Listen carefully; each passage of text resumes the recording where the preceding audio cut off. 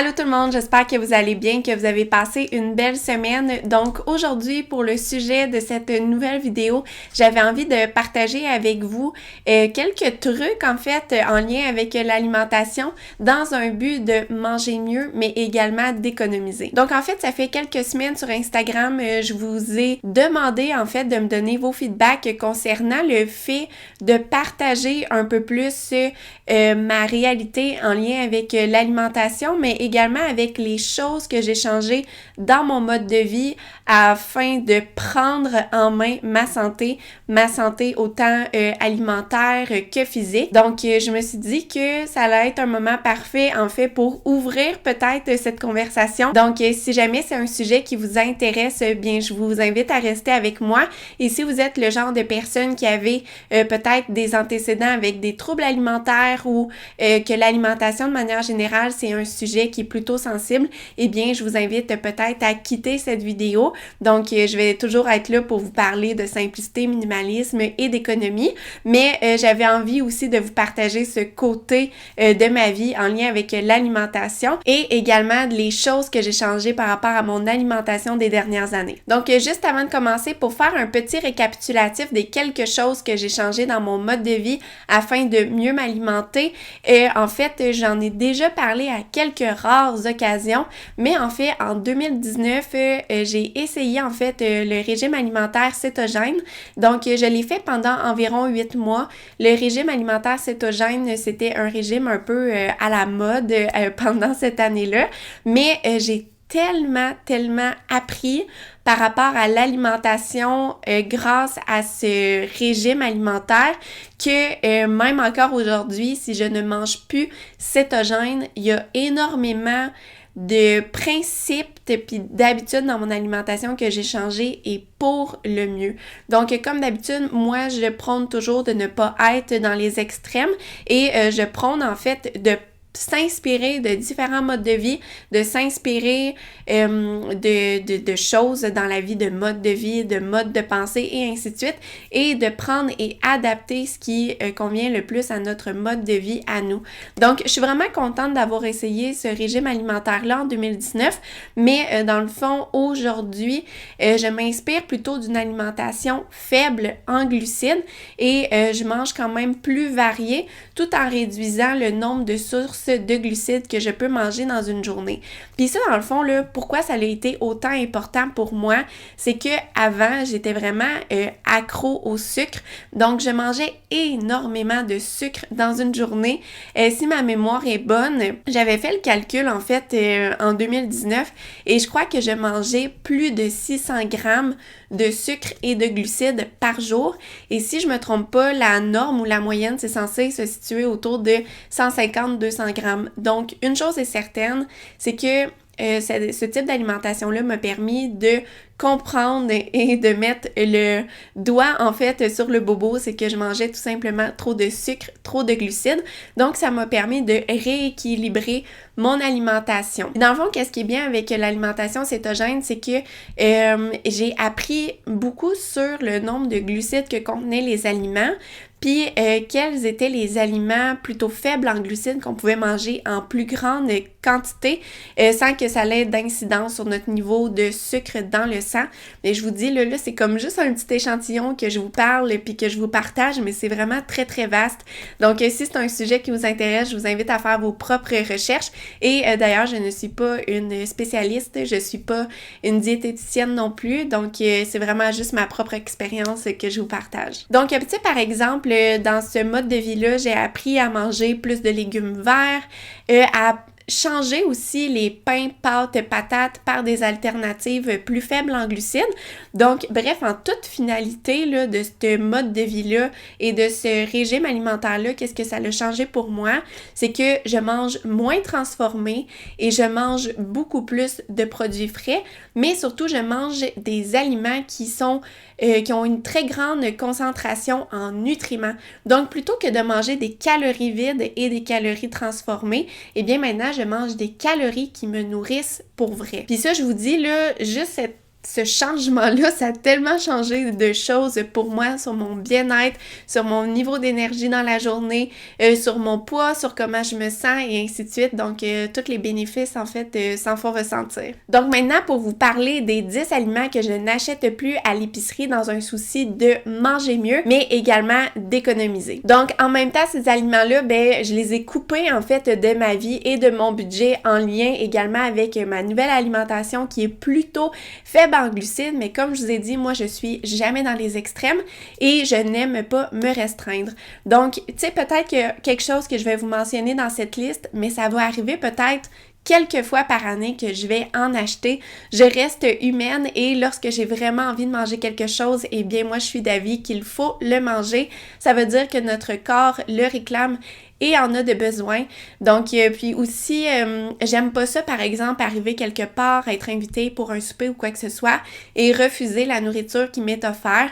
Donc, je m'en fais pas trop avec ça. Au jour le jour, au quotidien, à la maison, j'essaie de faire le mieux possible en fonction des prix à l'épicerie et en fonction de qu'est-ce que j'ai à la maison, mais je n'ai pas de règles strictes concernant mon alimentation. Donc, maintenant, la première chose que j'ai arrêté d'acheter à l'épicerie, ce sont tout ce qui est craquelin. Pour les amies françaises, c'est les crackers. Donc ça, j'ai arrêté d'en acheter, puis tout simplement parce que t'en manges un, puis t'as envie d'en manger 2, 3, 4. Et également, en fait, c'est que j'ai remplacé les craquelins qui étaient souvent faits à base de blé et souvent hyper transformés par des collations ou des petits trucs à grignoter qui étaient un peu plus complets et moins transformés. Donc maintenant, lorsque j'ai envie de manger un craquelin ou que je suis dans une occasion où on devrait manger un craquelin, je pense au plateau apéro en accompagnement de la soupe ou tu sais des trucs comme ça. Et bien maintenant, je vais plutôt manger des crudités avec une trempette au yogourt grec ou encore un hummus par exemple, ou je vais manger des noix. Donc les noix, c'est pas réellement hyper transformé, donc c'est un produit très naturel. Ou encore, je vais manger des cubes de fromage. Ou vraiment, en dernier choix, si j'ai vraiment envie d'avoir ce croustillant-là, eh bien, je vais tout simplement me faire des craquelins maison à partir de pain grillé. Donc, le pain, c'est quelque chose que j'achète toujours parce que je trouve que ça dépanne très bien. Par exemple, pour se faire des sandwichs ou une toast au beurre d'arachide, une toast à la confiture, un grilled cheese. Donc, c'est un aliment que je continue d'acheter. Donc, comme quoi, je ne suis pas dans les extrêmes. Je fais tout simplement en manger moins, mais manger mieux. Maintenant, le deuxième ingrédient que j'ai arrêté d'acheter à l'épicerie, c'est tout ce qui est collation préparée. Donc, je pense aux barres granola, barres céréales, barres tendres, collation aux fruits, tous ces trucs-là. Moi, je n'en achète plus. Encore une fois, c'est des produits qui sont remplis de sucre. Souvent, lorsqu'on regarde sur la liste d'ingrédients, le sucre est bien souvent le premier ingrédient dans la liste ou encore le deuxième.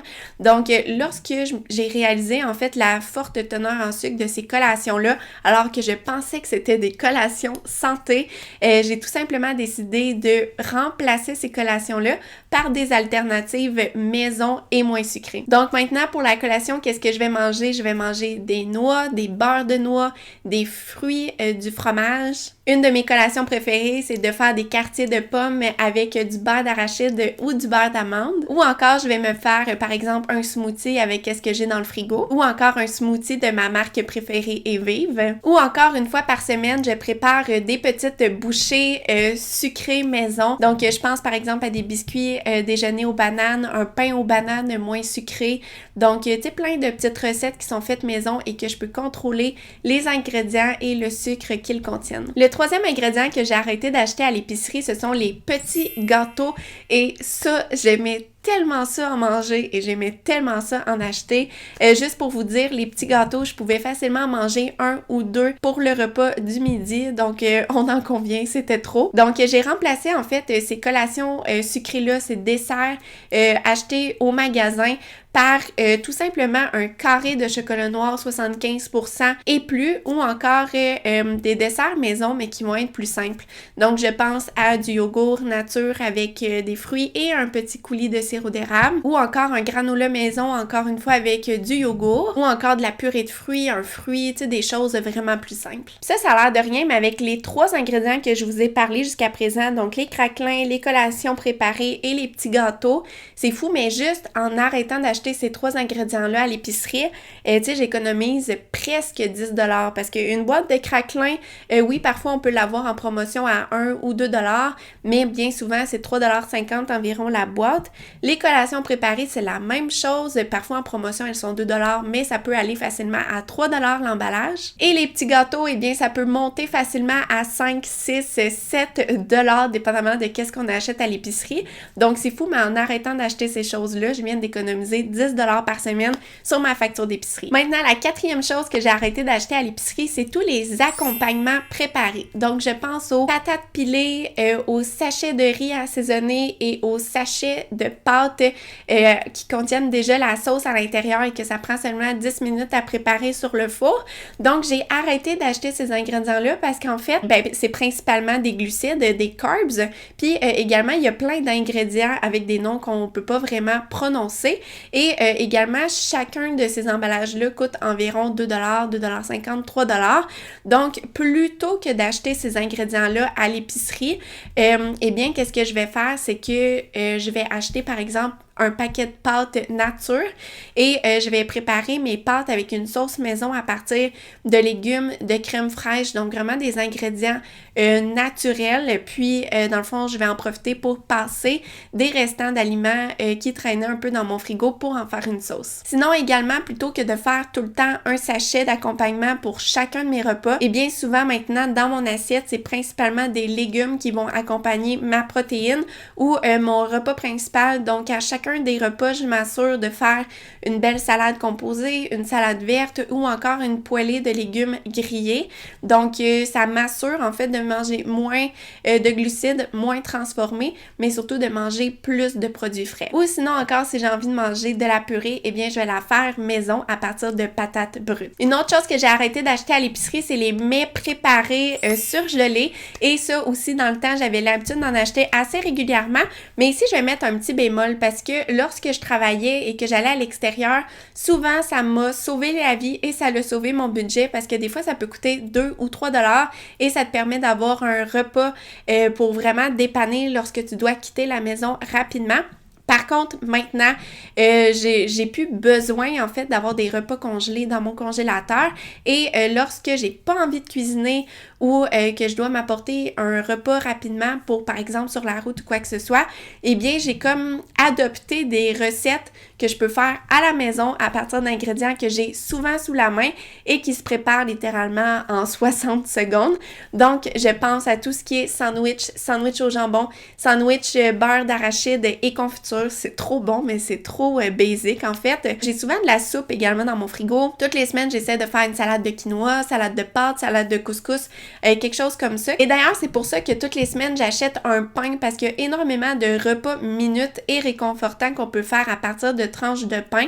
Donc, c'est pour ça que je m'assure d'en avoir toujours. Même les grilled cheese accompagnés d'une soupe, c'est un repas qui prend 5 minutes à préparer et qui est surtout délicieux et meilleur que les plats congelés qu'on peut acheter à l'épicerie. Et surtout en préparant des plats minutes à la maison, eh bien, ça va nous revenir moins cher au bout du compte parce que les plats congelés, j'ai jeté un œil l'autre jour et c'est rendu presque 4 ou 5 $ pour des toutes petites portions de trucs hyper transformés. Donc, personnellement, je préfère les préparer à la maison. Un autre ingrédient que j'ai arrêté d'acheter à l'épicerie, c'est les frites surgelées et les patates quelconques surgelées. Ça, par contre, je dois le dire, ça m'arrive quelques fois par année que j'en achète toujours. Mais sinon, maintenant, lorsque j'ai envie de manger des frites, eh bien, je vais en profiter pour tout simplement aller au casse-croûte du coin, ma sortie de la semaine, ou encore, je vais les faire maison. Donc, maintenant, en fait, c'est que je prépare les pommes de terre, puis surtout ces temps-ci, au début de l'automne, les sacs de patates sont offerts vraiment à tout petit prix.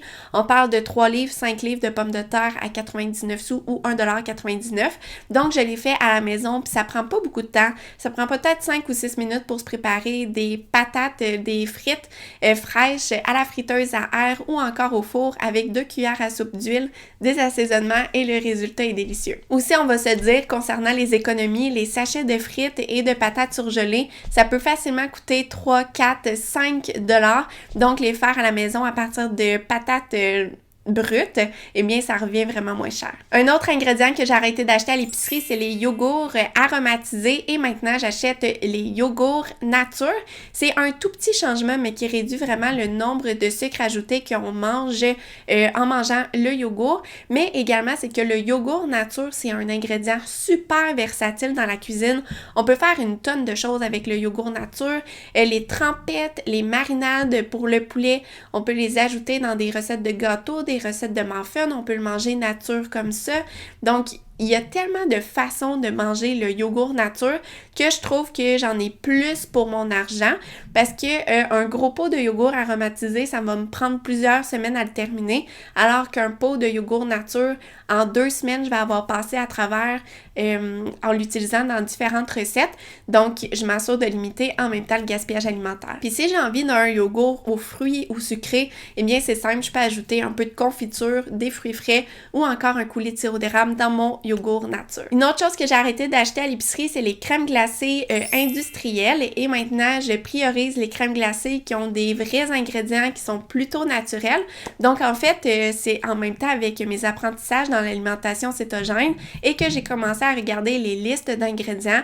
C'est là que je me suis rendu compte que la majorité des crèmes glacées à l'épicerie, c'est de l'huile hydrogénée. C'est tellement spécial quand on y pense et également par le passé, j'avais l'habitude d'acheter une garniture fouettée surgelée et moi je pensais en fait que c'était de la crème fouettée préparée. Eh bien non, c'est vraiment un mélange d'huile hydrogénée avec plein d'additifs qui font en sorte que ça donne comme un résultat qui ressemble à de la crème fouettée, mais on mange même pas de la vraie crème fouettée. Donc ça, moi, ça m'avait tellement choquée et épatée négativement que maintenant, je m'assure d'acheter une crème glacée qui va contenir vraiment de la crème comme premier ingrédient, de la crème, du lait et ainsi de suite. Donc oui, les pots sont plus petits, mais par contre, c'est vraiment des vrais ingrédients et c'est pas rempli d'air non plus versus les gros pots de crème glacée que c'est principalement de l'huile et de l'air que l'on mange. Une autre chose que j'ai arrêté d'acheter à l'épicerie, c'est les pizzas surgelées. Donc ça aussi, c'est un aliment qui peut coûter assez cher, malgré que parfois on peut les avoir en promotion à 3$ seulement. Mais en fait, avec le temps, c'est que je me suis rendu compte que j'aimais même pas ça tant que ça, en fait, la pizza surgelée, et que j'appréciais pas le moment lorsque je la mangeais. Donc maintenant, lorsque j'ai envie de manger de la pizza, eh bien, je vais la faire maison, sur des pains pita, des pains nan, sur une croûte maison ou encore sur une tranche de pain avec des légumes et des petits morceaux de viande et du fromage que j'ai déjà à la maison. Ou sinon, si j'ai vraiment envie de manger une pizza, eh bien, je vais tout simplement aller à la pizzeria m'en chercher une. Et finalement, la dernière chose que j'ai arrêté d'acheter à l'épicerie, c'est toutes les céréales. Tout le rayon complet des céréales, on peut oublier ça. Donc maintenant, je vais acheter des céréales, mais des vraies céréales. Donc des céréales complètes. Je pense à l'avoine, les flocons entiers.